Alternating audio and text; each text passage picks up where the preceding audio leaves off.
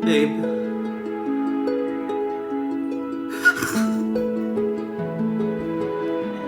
What's the result, babe? What's the result? What's the result? Oh, it's positive. Baby, we're pregnant.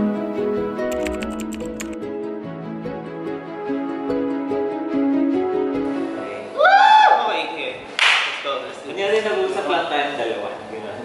Hindi, kailangan Ay, ko okay. sa camera. Oo nga pala. Hello, guys. Hello, everyone. Hi, guys. Welcome to our vlog. My name is Adrian Howe. And my name is Mark. So, we're a gay couple na mag-asawa sa Amerika. Pakasal kami sa Amerika since 2014. Sure. Okay, Oh, 2000. sure naman. We've been together for almost 14 years. We met each other here in the Philippines and we migrated to the States, pursuing our Careers. careers, our dreams. Kailan tayo?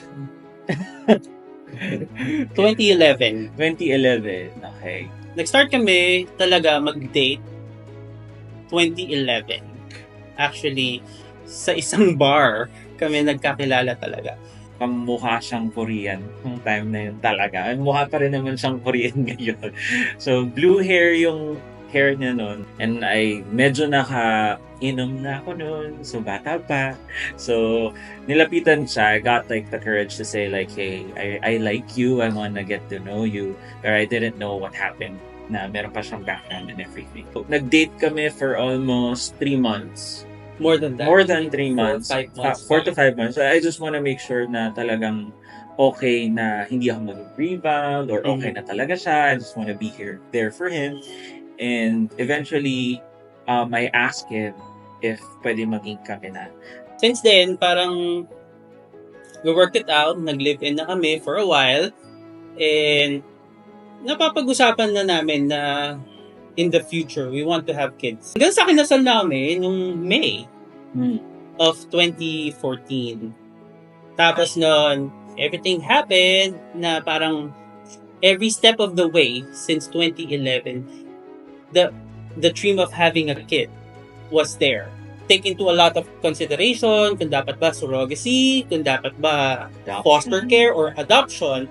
But we decided, of course, with the guidance of our parents and everybody else, I think surrogacy was the best option for us. Yes. Kasi we, as a family, we are really like super tight. So we did our whole research kung papaano yung surrogacy, which is the best option for us.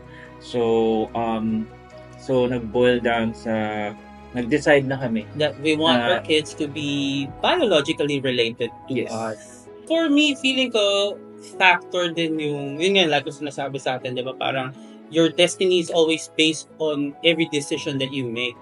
So, nung nag-start kami, na officially maging kami, nagkaroon na ng plans that we want kids, but we don't know how. And then, fast forward, we migrated to the States.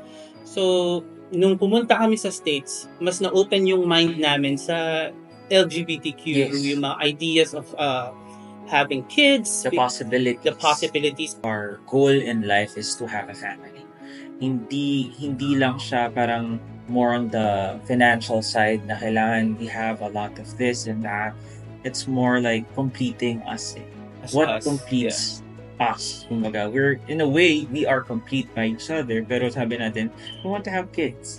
It will parang palakihin pa yung love ng family natin.